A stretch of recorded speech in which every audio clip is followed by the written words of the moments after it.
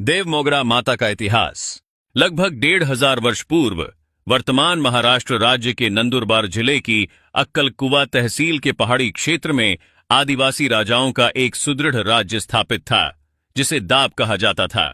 आज भी यह क्षेत्र हेलोदाब नाम से जाना जाता है, जहां दाब नामक एक गांव स्थित है। इन राजाओं को दाबले या दाब के राजा के नाम से जाना जाता था। उन्होंने विभिन्न आदिवासी जनजातियों के मुखियाओं को संगठित कर एक बड़ा साम्राज्य स्थापित किया, जिसे दाब मंडल कहा जाता था। इस मंडल के अंतर्गत विभिन्न क्षेत्रों को पाटी कहा जाता था, जैसे उत्तर में नोयरा पाटी, पूर्व में निम्बाड़ी पाटी, पश्चिम में आंबुड़ा पाटी और दुबला पाटी तथा दक्षिण में देह पाटी और मावचार पाटी। इस मंडल में नाहल, निम्बाड़ी, आंबुढ़ा, वसावा, दुबला, देहवाव्या, मावची आदि जनजातियां निवास करती थीं। प्रत्येक जाति का एक मुखिया होता था।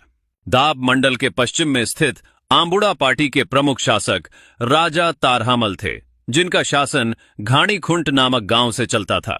इस क्षेत्र को घाणीखुंट का राज्य कहा जाता था। उनकी रानी का नाम उमरावाणु था और उनके पुत्र का नाम राजा पांठा था। वह शस्त्र विद्या में निपुण, बलवान एवं प्रजाहितैषी शासक थे। उनकी माता तंत्र मंत्र की विदुषी थीं, जिन्होंने उन्हें आत्मरक्षा हेतु विविध विद्याएं सिखाईं।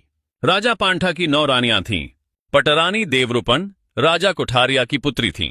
उनकी दूसरी पटरानी याहामोगी थीं, जो दाब के राजा बाहागोरिया और रानी देवगोंदर की मानसपुत्री थीं। बाहागोरिया और देवगोंदर के एक पुत्र भी थे, जिन्हें विना देव, विना ठाकुर या गांडा ठाकुर के नाम से जाना जाता था। राजा पांठा और विना ठाकुर घनिष्ठ मित्र और बहनोई थे। इन्हें बेनीहेजाहा या जांगजोड़ बेनीहेजाहा कहा जाता था। दोनों अत्यंत योग्य और निष्ठावान थे। दाब के राजा ने संपूर्ण दाब मंडल की देखरेख की जिम्मेदारी इन्हीं को सौंपी थी।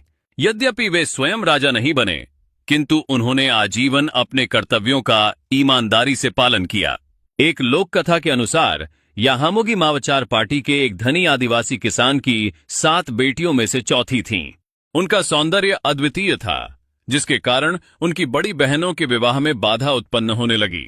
बहनों के तानों से व्यथित होकर याहामोगी ने घर छोड़ दिया और जंगलों में भटकने लगीं।